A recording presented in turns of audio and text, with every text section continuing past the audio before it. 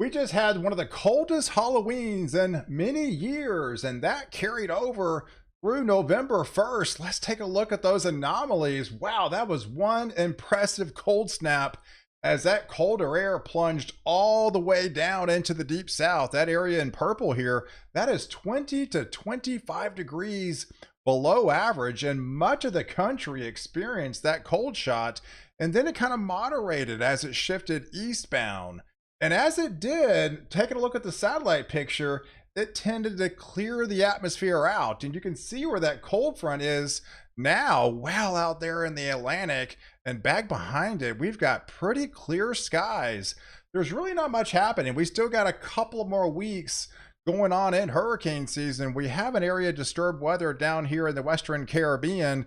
And then also we have Tropical Storm Pilar out here in the Eastern Pacific, but that is safely going to be moving out into the open waters. Really, it's pretty clear skies for a good part of the country. Really, the only instability is across the extreme portions of the Pacific Northwest, and those interior regions are actually getting kind of their normal rain showers they typically get for this time of year. Take a look at the setup. You can see on the map, I mean, what we're talking about is we've got this ridge of high pressure. This is going to be building across our western regions. We do have the trough, but look where the blue line is. Now that has actually retreated back up into Canada as a lot of that southeast wind starts to come in. That's a warm wind, and that's going to be really heating up the atmosphere. And this high pressure is going to be slowly shifting eastbound in the coming days and really start to elevate those temperatures a lot. So let's take a look at the surface map. I mean, it's pretty eerily quiet, folks, for November. That's what happens with these strong, significant cold blasts. On the backside, you're left with pretty clear skies and high pressure settling in on the backside. That is some pretty chilly air still, but that is continuing to move a little bit further off into the east, and that's going to be replaced with well above average temperatures coming up. And we're in the kind of the second half of severe weather season, and this is typically when you would find kind of the second season out there, and is actually on average pretty active as far as the tornado front. I mean, if you live in this red shaded area, especially across a good part of the Dixie Alley region, you're seeing kind of numerous tornadoes in the month of November, but we're just not seeing that this year. It's pretty quiet, and it looks to be fairly quiet, at least for the next kind of 7 to 10 days out there. And looking at the surface map, the kind of the latest drought index map, it comes out every Thursday, and Louisiana is just begging for rain, folks. Everything's just kind of missing. Almost the entire state is covered under that exceptional drought. We did have a little bit of help down there in New Mexico and Texas with some of the rains that they recently got last week. But other than that, I mean, it's pretty dry, especially for that southern flank. And so they're definitely waiting for areas to increase the precipitation for those areas to kind of put a damper on that drought kind of going forward. And if you are new to the channel and like detailed weather breakdowns, hit the subscribe button and you're in. You get all my daily content on this channel. And I would love to reach 225,000 subscribers by the end of the year. And you can help me get there by subscribing to the channel and following all my daily content. And I'll be here for the entire winter to keep you well ahead of the storm. Look what's happening across the Pacific. We have what they call zonal flow. It's a kind of a drier flow. You've got the southern flank of the jet stream well to the south that pushes any instability essentially south of Texas here. And then you got that dry slide. I mean, the dry slide is pretty evident across a good part of the south, the southwest, the southern plains, and much of the southeast. The jet stream is lifted well to the north. You've got a pocket of instability with that kind of extreme flow of precipitation that's fairly normal this time of year, that's mainly going to be impacting these coastal areas. So if you live in the Seattle region, the Portland region, and Northern California, those areas are going to get pounded with heavy rains over the next couple of days. You move into the interior regions, that rain starts to subside. You still get some little bit of snows left across the mountain ranges, But other than that, it's really kind of confined to the interior portions of the Pacific Northwest. And looking at going forward, heading into this weekend, that ridge of high pressure just continues to expand and maximize itself over the heart of the country. So you still got that little bit of a cold air pocket of left, still draped across a good part of, say, Kentucky region into the southeast, likely parts of Florida here with those below average anomalies. But that ridge of high pressure is just sneaking on your doorstep, and eventually that will start to kind of take over and really start to elevate those temperatures. Here's what some of the temperatures typically look like if as we go into, say, that early part of next week. This is Tuesday, November 7th timeframe, and I know a lot of people out there kind of move around a lot, and you maybe don't even know what actually average is for this time of year. So this is your average temperatures. This is what you would typically see this time of year across the lower 48. Yeah, well, to the north here, your average highs are actually right around 40, even to the upper 30 range. Then it drifts further south into the 50s across a good part of Illinois. Then as you deepen into portions of, say, Kansas and Missouri, now it drifts into the 60s for average highs. You start shifting into, say, the Oklahoma City area.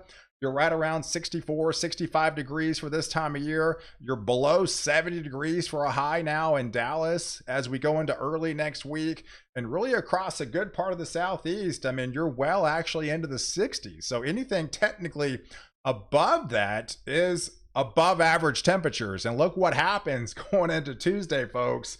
I hope you didn't put away the shorts down there, because you're going to be well above average. We're talking a good 20 degrees. And so when your average is right around 70, you're going to be almost pressing 90 degrees, folks. Yeah, there could be some 90s start to pop up back on the map in West Texas, possibly down there in South Texas, as it definitely starts to heat up big time as that ridge of high pressure.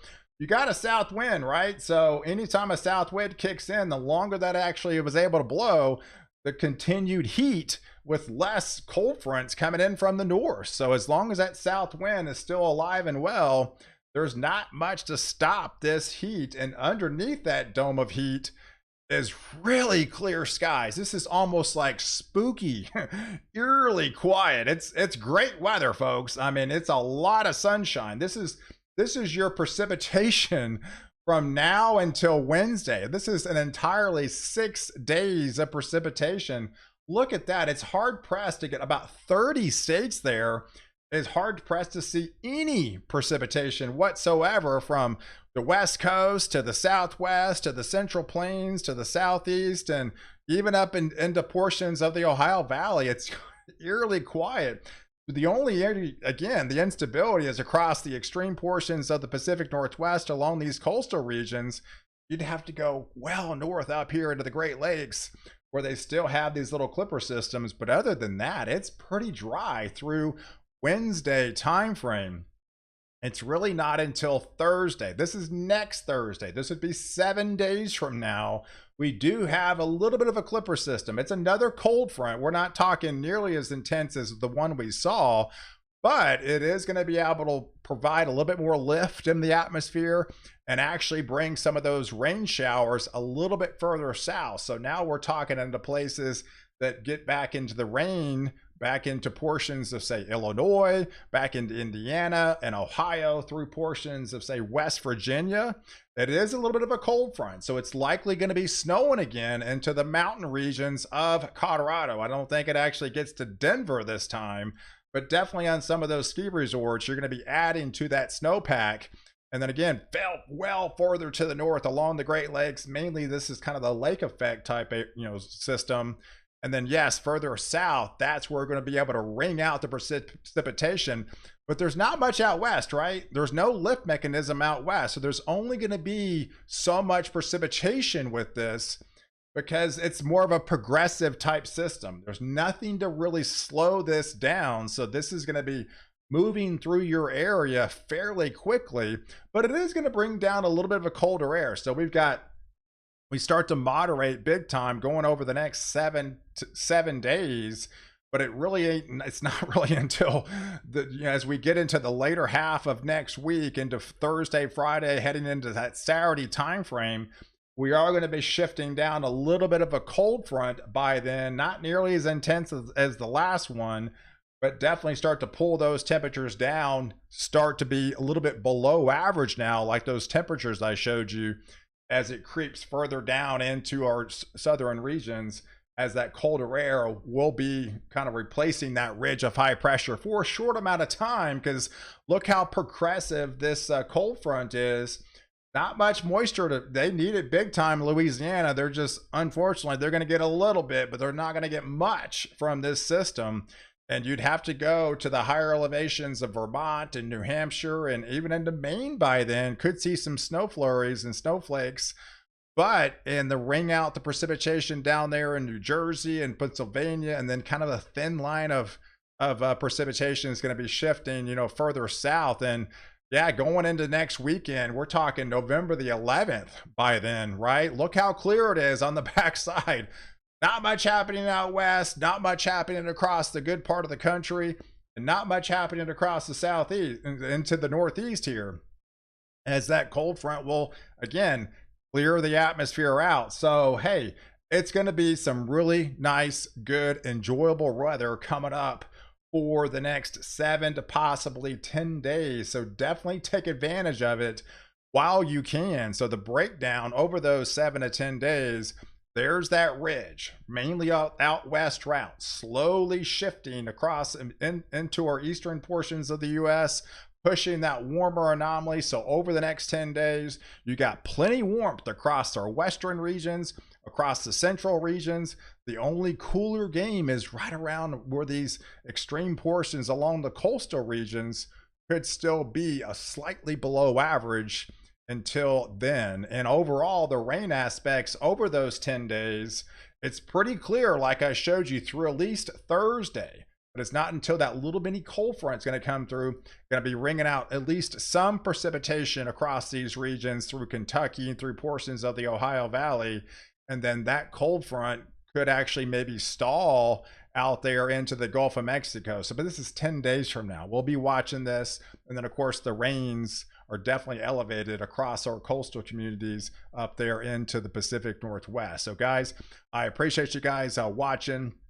Do like this video and definitely hit the subscribe button, and catch my next update where I protect you for and after storm.